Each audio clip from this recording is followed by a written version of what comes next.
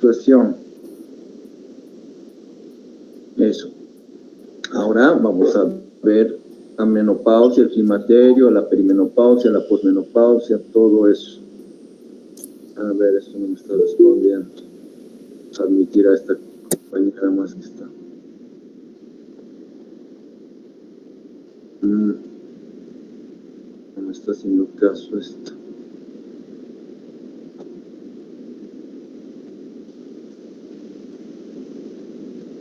Permítame un segundo.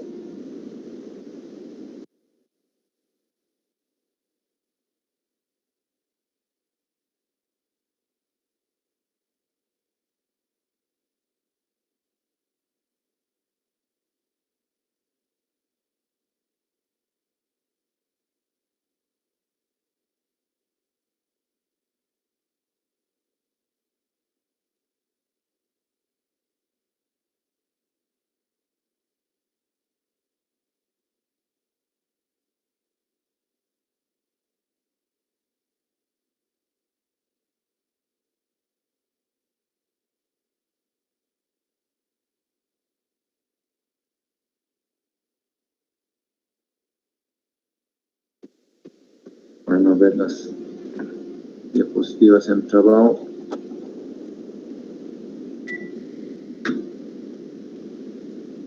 Ahorita las destrabamos. Entonces, ¿qué sería si la menopausia es el cese de la menstruación? ¿Qué sería la perimenopausia? A ver, Pascual.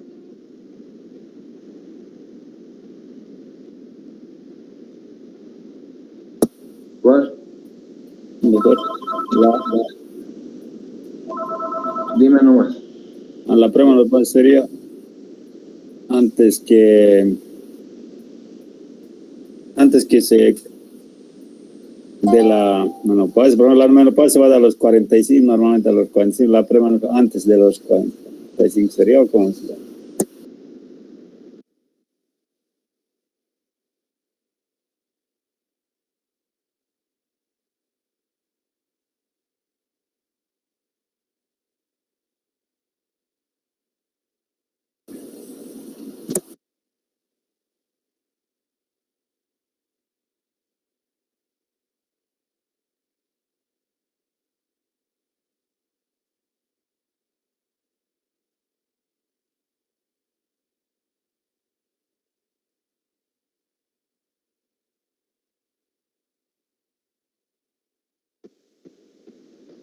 Ya.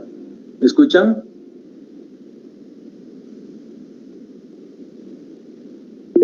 Sí, doctor. Ya. Eso es menopausia. Define el último sangrado menstrual. Lógicamente, el último sangrado menstrual, el cese de la menstruación, se produce por la declinación de la función ovárica. Los ovarios dejan de producir estrógenos, dejan de producir ovocitos también, pero ahorita nos dedicamos más a la menopausia.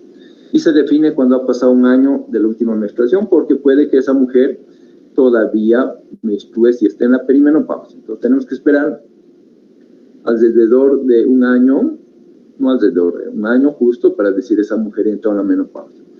¿Qué edad de promedio? Hemos hecho un estudio en Zenlink que está publicado en el Menopausia, que es una revista europea, de la Sociedad Europea de Climaterio y Menopausia. Hicimos un estudio donde lo presentamos y en Cochabamba tenemos una edad promedio de 45.3. En Latinoamérica, 48.6. Más o menos 4 años pueden ser, para arriba o para abajo. Entonces, esa es la menopausia.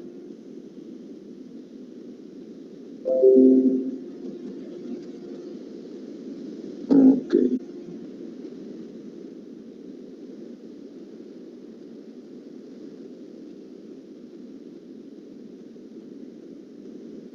ese caso, bueno. Continuamos, entonces voy a cambiar de uno en uno. Ay, miércoles, se me salió.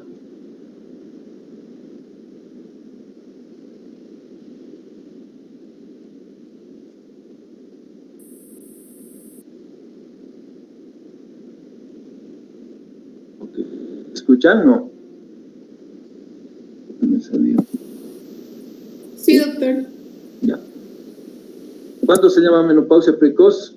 Cuando el cese de la menstruación ocurre antes de los 40 años. Y cuando es entre los 40 y 44 años se define como menopausia temprana. No son lo mismo. Esta tiene mucha connotación biológica, mucha connotación de alteraciones. Puede tener esa mujer osteoporosis. O sea, la menopausia precoz es algo malo, pues. La temprana no está. Y menopausia inducida es cuando se extirpan los ovarios, con o sin esterectomía. Lógicamente, para decir esa mujer entró en la menopausia, tiene que dejar de menstruación. Entonces, en este caso sería con histerectomía. Pero lo más importante no es quitar el útero, lo más importante es si se quitan los ovarios. Ahí la mujer deja de producir estrógeno. Una menopausia tardía después de los 55 años, si la mujer recién deja de menstruar. Ok. Continuamos. ¿Qué es el climaterio, entonces? El climaterio, al contrario de la menopausia, no es una fecha. Es un periodo. ¿Perdón? No se está viendo lo que está compartiendo el doctor. No sé si es solo para mi persona o es para todos. ¿No están viendo la...? No, doctor, no se ven las diapositivas. ¿No están viendo la diapositiva de climaterio? Sí, no se ve la diapositiva, doctor. Ya lo está presentando, doctor. Esperen un segundo. Vamos a entrar de nuevo.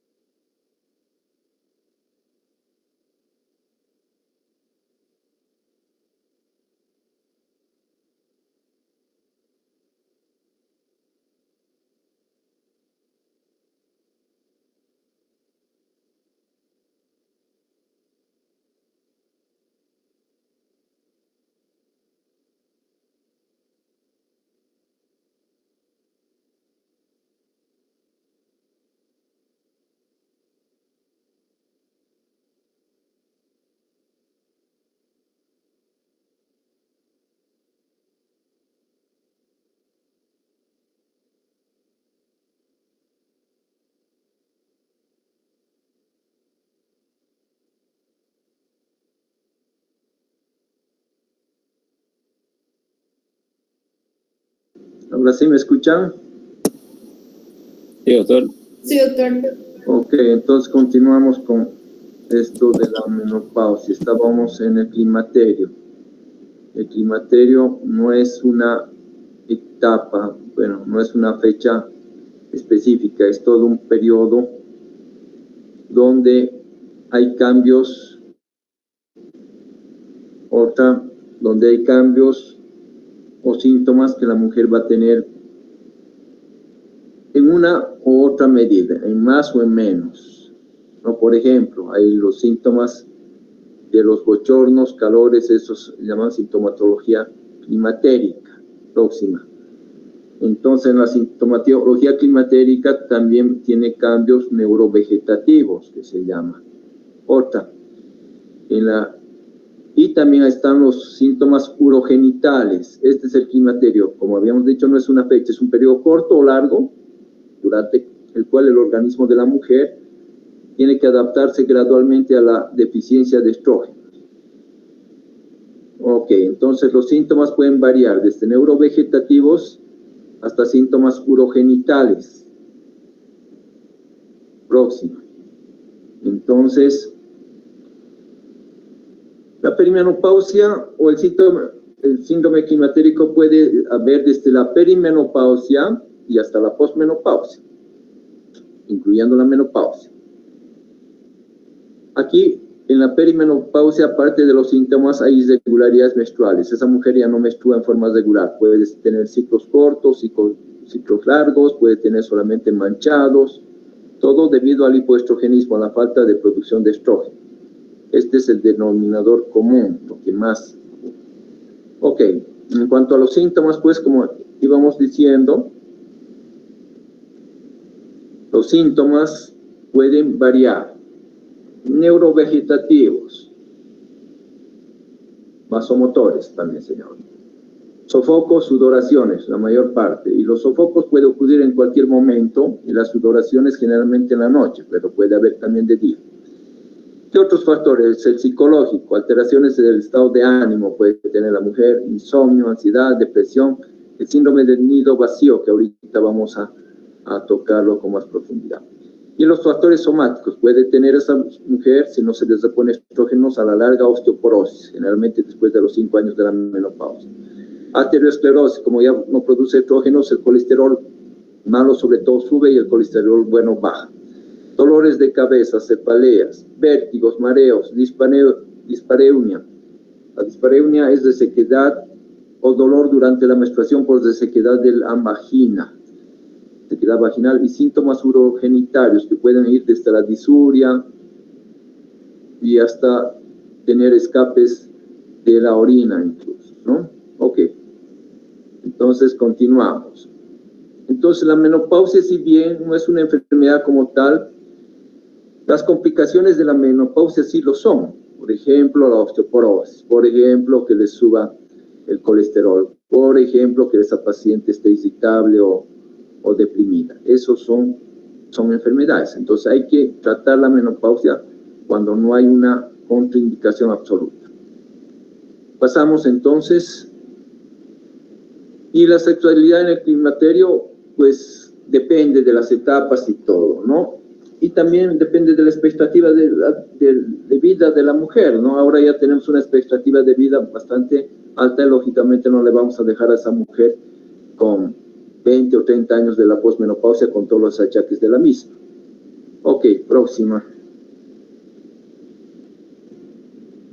La menopausia constituye una transición psicosocial, como es la adolescencia que hemos hablado también, un cambio en la vida que ocurre en un periodo relativamente breve y que perdura por sus efectos, afectando grandes áreas de la conducta. Seguimos. Ok, vamos a pasar a la próxima. ¿Qué pasa en la vagina? Como ya no hay estímulo estrogénico, la mucosa de la vagina se adelgaza, al igual que pierde su elasticidad, sufre acortamiento, disminuye la vascularización, disminuye la lubricación natural y la respuesta a la sexualidad. También se alcaliniza. Entonces, al igual que la vulva pierde tejido adiposo subcutáneo, los labios mayores pierden contenido graso, el vello pubiano disminuye, y todos estos son cambios por el hipoestrogenismo. Continuamos, entonces. En los tejidos pélvicos y ligamentarios, relajamiento del tono muscular y con tendencia al prolapso. O sea, aquí se ve el descenso de la vejiga, el descenso del útero. Entonces la mujer empieza a tener incontinencia urinaria. La uretra, al igual que los otros tejidos, hay adelgazamiento del epitelio, baja la presión uretral, alteraciones en el soporte del cuello, del útero también y de la vejiga, ¿no? Esto del colágeno que está muy de moda, el colágeno es una proteína que tenemos como 5 o 6 variedades de esta proteína y lógicamente esto está desde la piel hasta las mucosas, pasando por los huesos y las articulaciones.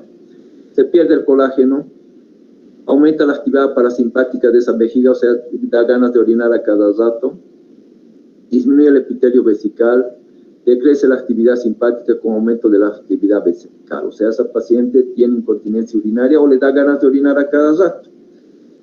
La próxima, entonces.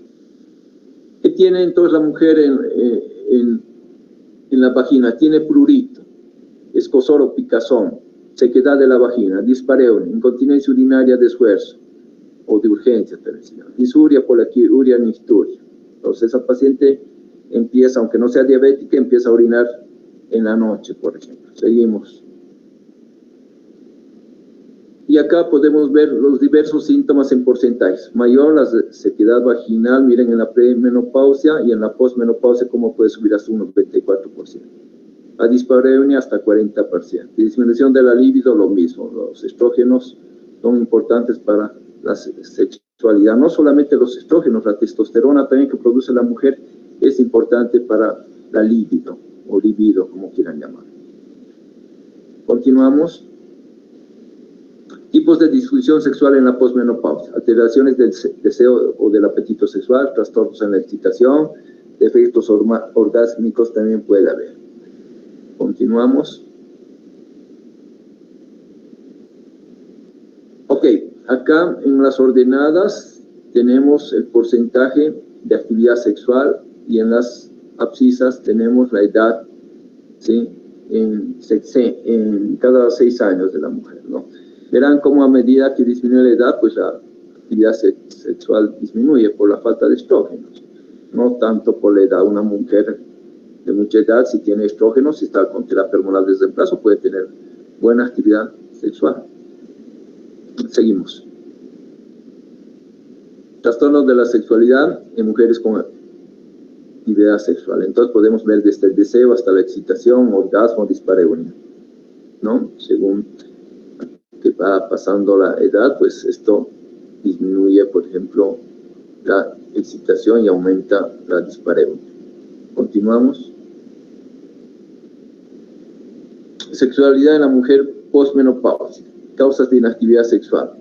Puede haber, como habíamos dicho, el síndrome del nido vacío, cuando se van todos de la casa, se van los hijos, la mujer se vuelve viuda o pierde la pareja. Puede haber falta de pareja.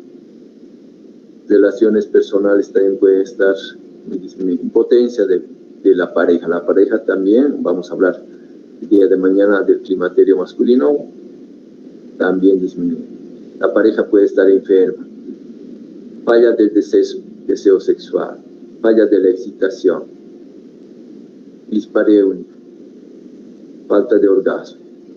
O sea, puede acontecer en todo este periodo de la transición menopáusica. Ok, continuamos. También puede haber síntomas psicológicos en la menopausia, disminución del rendimiento en el trabajo, astenia, se siente cansada, nerviosismo, depresión, insomnio y disminución de la libido, que ya habíamos mencionado. Continuamos.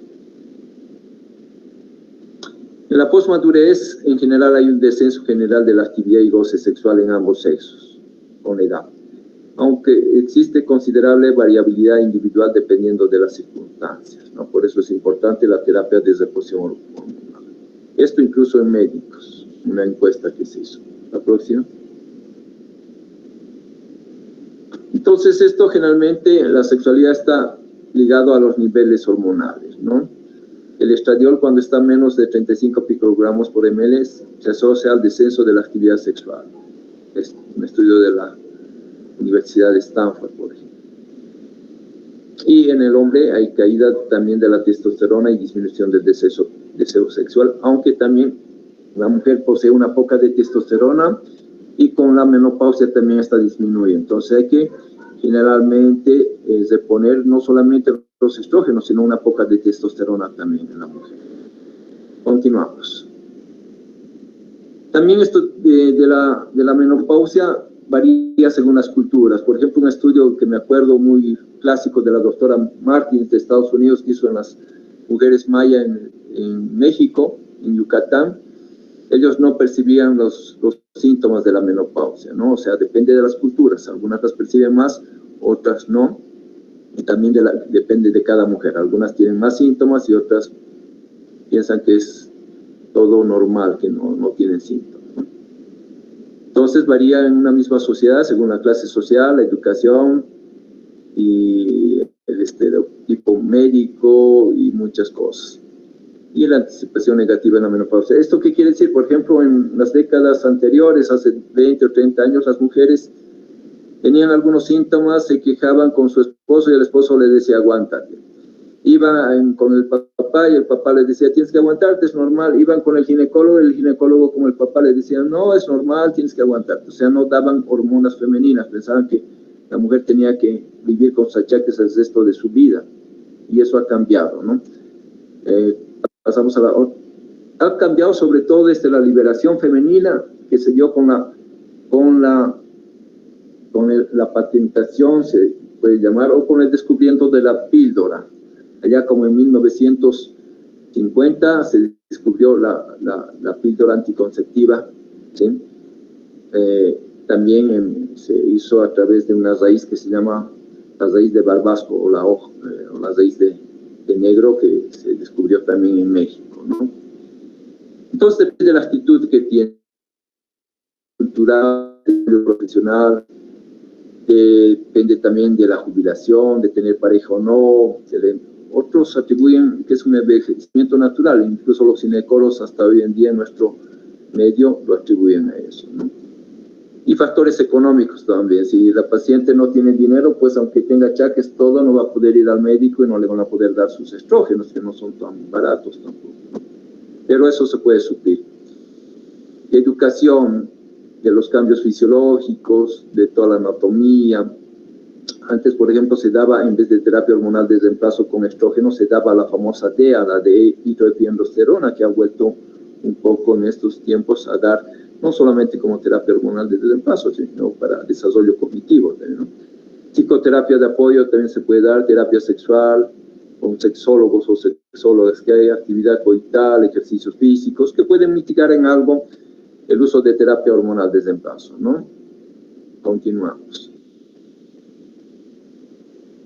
Ok, ¿qué podemos hacer si no podemos tener hormonas de primera mano? Hacer ejercicio, dejar de fumar, eso es una cosa muy importante, comer saludablemente, dietas ricas en calcio para no tener osteoporosis, mantener el colesterol en concentraciones lo más bajas posibles del colesterol LDL y tener más alto del colesterol HDL. Eso se consigue haciendo ejercicio y comiendo pescado, por ejemplo. Y ser consciente de las hormonas, conocer nuestro cuerpo y saber cómo funcionan las hormonas, eso es tan importante, ¿no? Seguimos. Ok, la terapia hormonal de reemplazo o de reemplazo hormonal es lo mismo, hace que la mujer recupere sus condiciones de vivir bien o de vivir mejor, y la mantenga dentro de la vida. O sea, que esa mujer siga viviendo 20 o 30 años sin tener los achaques de la menopausia, siga viviendo como joven más o menos, ¿no? Sería el mensaje. Continuamos. Los médicos podemos intervenir eficazmente para que nuestros pacientes vivan con esa declinación, pero que no sea tan abrupta, sea apenas cambios mínimos y tenga una sexualidad todavía satisfactoria, ¿no? Adelante. Entonces, cuando hablamos de salud de la mujer, no se refiere solamente a una única mujer. Estamos hablando de salud de nuestras familias y de salud de todo un país. Si se trata bien, por ejemplo, esta 20 o 30 años que la mujer entra en esta etapa, que no es tan placentera, ¿no? Pero que deberíamos mejorar cada vez. Creo que es la última diapositiva. No, tenemos. La terapia hormonal es una de las intervenciones de mayor repercusión global para mejorar la calidad y expectativa de la vida en esa mujer. Esos 79 años como promedio de expectativa de vida en el siglo XXI, que lo viva bien esa mujer, no que viva con achaques, con osteoporosis, arrinconada en su casa, todo eso, ¿no? Podemos continuar. Y eso es todo, ¿no? Entonces, ¿cuál es la terapia hormonal de reemplazo actual que tenemos en nuestro país? No hay muchas opciones. Tenemos, por ejemplo, terapia hormonal combinada para mujeres que tienen útero con el Clinomad, que es una combinación de estradiol 17-beta-estradiol, que es el estrógeno natural, con una progestina. ¿Sí? Eso va a hacer que esa mujer todavía menstrue en forma regular, pero si le damos el Clinomad en forma continua, va a dejar de menstruar a pesar de recibir estrógeno. Aparte del Clinomad, no tenemos mayores opciones, tenemos estrógenos en crema, Inoder se llama, que podemos aplicar a la mujer, pero a la mujer que no tiene útero, porque esta no viene con progestina. Entonces, si una mujer ya no tiene útero, le damos puro estrógenos. Y teníamos hasta hace poco, hasta antes de la pandemia, 2 productos que venían en parches. 2 de la Janssen, que es subsidiaria de la Johnson & Johnson, el Eborel Conti, unos parchecitos que se ponen cada cuarto día, o 2 veces por semana, y otros que vienen cada semana. El Eborel simple, de 50, que tienen solamente estrógenos, y el Conti, que tienen estrógenos y progestina. Tienen la cajita de 8 parches, sirven para 2 meses, entonces cada semana. Últimamente, desde hace 2 años, no está llegando. Entonces, no tenemos muchas opciones con las hormonas, pero en otras partes sí las tienen, ¿no? Entonces, podemos dar terapia hormonal continua, secuencial, si queremos que esa mujer todavía menstrue, ¿sí? Y podemos dar, por ejemplo, hay unos parches que les mencionaba, que son algo caritos, pero buenos, y la crema. No tenemos más para dar en estos momentos en Bolivia. En otras partes sí hay una variedad, hay un abanico de opciones, pero tenemos que ofrecer esto. ¿Qué necesitamos para dar terapia hormonal de reemplazo? 3 exámenes muy fáciles. Una mamografía, ¿sí? Para ver que no haya ningún tumor previo. No es que los estrógenos ni la progesterona hagan salir cánceres. Puede hacer crecer un pequeño tumor o un pequeño cáncer que ya tiene. Entonces tendremos que averiguar si esa mujer tiene antecedentes de cáncer en su mamá, en sus hermanas, en sus tíos. Si tiene antecedentes de cáncer de mama o de endometrio, no darle, o de ovarios. Si no tiene nada de eso, adelante, le podemos dar hormonas. ¿Qué más tenemos que hacer? Un perfil de lípidos completo, porque sabemos que cuando entra la menopausia, sube el LDL colesterol y baja el HDL colesterol. Cuando damos estrógenos, se revierte eso. Aumenta el colesterol bueno y disminuye el colesterol malo. ¿Y qué más tenemos que pedir? Unas pruebas de función hepática, porque si les damos terapia hormonal de reemplazo por vía oral, ¿sí? Esas hormonas se van a metabolizar en el hígado. Entonces tenemos que tener un hígado que esté funcionando bien, que no tenga un hígado graso, que no esté con unas pruebas de función hepática muy elevadas para que nos metabolice bien estas hormonas. Esos serían las 3 condiciones sine qua non para darle hormonas. Densitometría, que vamos a hablar mañana, es opcional, eso para ver si tiene osteoporosis. Pero una mamografía, un perfil de lípidos y unas pruebas de función hepática siempre tenemos que pedir antes de iniciar la terapia hormonal de reemplazo. ¿Qué más? En la historia clínica hay que averiguar lo que les dije, los antecedentes. Si esa mujer no tiene antecedentes de cáncer de mama, de ovarios o de endometrio, no es lo mismo de cuello uterino. El cáncer de cuello uterino tiene otras connotaciones, más tiene que ver con el virus del papiloma humano, entonces tenemos que averiguar si esa mujer ha tenido muchas parejas, iniciado una vida sexual muy precozmente, si ha tenido infecciones de transmisión sexual, probablemente tenga tendencia a tener cáncer de cuello uterino, que no tiene nada que ver con las hormonas, ¿no? Entonces puede que tenga cáncer de cuello uterino y sea operado y le podemos dar tranquilamente hormonas. Pero si ha tenido de endometrio en la familia, o en ella misma, o de mama o de ovarios, tenemos que ser muy cautelosos, probablemente no darle. Y si ya se ha curado de un cáncer de mama, que han pasado ya más de 10 años, podemos ver la opción, si es pertinente, si tiene, digamos, osteoporosis o síntomas climatéricos son muy floridos, podemos ver esa opción. Hay muchos estudios donde se han dado terapia hormonal de reemplazo a mujeres posoperadas incluso de cáncer de mama y se les ha podido dar después de 10 años de que se han operado, ¿no? Que se les considera mayormente ya curadas. Pero esos son misceláneas, o sea, casos específicos que hay que estudiar. Ok, eso sería el tema de menopausia, climaterio, incluyendo perimenopausia, posmenopausia, ¿sí? Y de la terapia hormonal de reemplazo. ¿Alguna pregunta al respecto?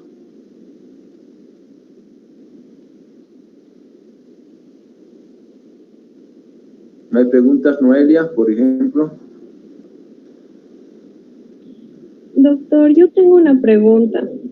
¿Hay algún tipo de contraindicación al momento de dar terapia hormonal? Por ejemplo, en aquellas pacientes que tienen lupus o artritis y están tomando corticoides. Sí, una buena pregunta, Catherine. Sí, los pacientes que tienen lupus no puedes dar terapia hormonal de reemplazo. Por un motivo esencialmente. Eso se vio con el estudio Selena, que apareció ahí despuesito que murió la famosa cantante allá en Estados Unidos y hace como 20 y tantos años. Las mujeres que tienen lupus tienen un síndrome de anticuerpos antifosfolípidos.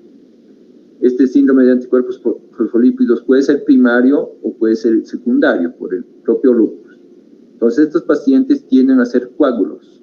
Entonces, si les das estrógenos, van a hacer más coágulos todavía. Entonces, no puedes dar ni terapia hormonal de reemplazo, ni tampoco puedes dar a una mujer joven, digamos, con lupus, no les puedes dar anticonceptivos orales combinados. Están contraindicados los estrógenos. En artritis reumatoidea sí puedes dar, no hay ninguna contraindicación, aunque esté tomando prednisona o cualquier glucocorticoide. No hay contraindicación en la artritis reumatoidea. En el lupus sí, porque son pacientes con síndrome de anticuerpos antifosfolípidos primario, o sea, que tengan de primer estadio, o secundario por el lupus, ¿no? Ok, no sé si está satisfecha tu pregunta. Sí, doctor, está bien, muchas gracias. ¿Alguien más?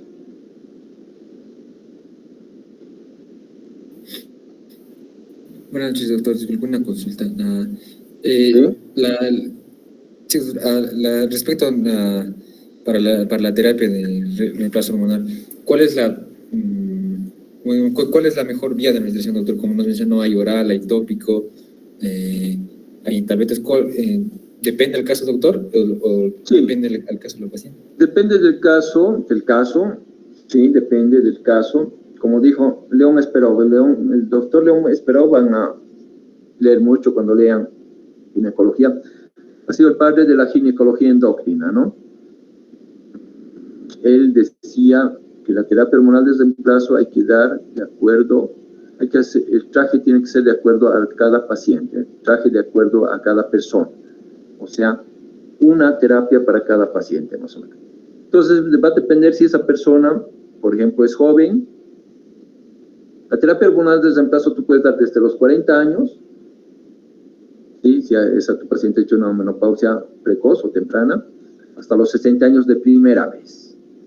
Puedes dar hasta más de los 60 años si esa tu paciente ya estaba recibiendo terapia hormonal de reemplazo, pero no le puedes dar de primera vez a los 61 o 62 años, porque en el estudio White, que salió también hace como 20 años, se vio que las complicaciones de dar terapia hormonal de reemplazo eran peores en pacientes ancianas, más tromboembolismos, más coágulos, más cáncer de mama, todo si dabas de primera vez. Pero a una paciente que has iniciado a los 40, 50 años, le puedes seguir dando hasta los 70 o 80 años. Va a depender de cada persona. Por ejemplo, si una mujer está en la perimenopausia y no quiere embarazarse, tienes que hacer una anticoncepción de la perimenopausia, se llama. Dar estrógenos y progestinas que le cubran el no embarazarse y que ya le sirvan para sus síntomas de climaterio, ¿no? Y hay algunas hormonas buenas para tal que saca la Bayer, justo son las dos de la Bayer, una se llama Claira, que tiene valerianato de estradiol y Bionagest, que te sirve para ambas cosas, ¿no?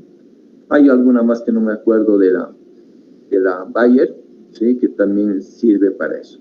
Entonces va a depender de eso. Después va a depender de si la mujer, por ejemplo, ya no tiene útero. Entonces, en ese caso, si no tiene útero, ya le darás solamente estrógenos. Y eso solo puedes pasar por terapia parenteral, perdón, parches o cremas, o se lo pasarás por vía oral.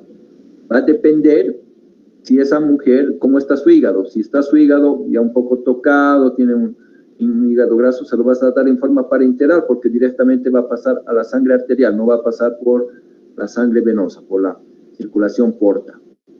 Entonces va a depender y también va a depender, por cierto, del aspecto económico. Lógicamente los parches, la cremita es más cara que la vía oral. Entonces, cada paciente tiene que tener su propio tratamiento. Es como dijo el doctor Esperov, ¿sí? Cada traje para cada persona, ¿no? Sí, se individualiza. Se individualiza. Por ejemplo, si esa paciente, aparte de necesitar estrógenos, es joven y necesita algo de líbido, también le vas a dar una poca de testosterona. Si esa paciente tiene más sintomatología urogenital, a lo mejor le dé sus parches, su crema, pero también le puedes dar una cremita vaginal, ¿no? Entonces va a depender, puede ser varias combinaciones. Lógicamente, para eso hay que saber toda la farmacocinética, farmacodinamia de las hormonas femeninas, tanto de estrógenos como de progesterona, tanto naturales como sintéticos, ¿no? Sí, pero puedes dar de acuerdo a cada paciente. ¿Alguien más? Doctor, una pregunta. ¿La terapia hormonal se debe dar a todas las pacientes o nos debemos guiar por algunos criterios como la gravedad de los síntomas o las mujeres que presentan complicaciones? Sí.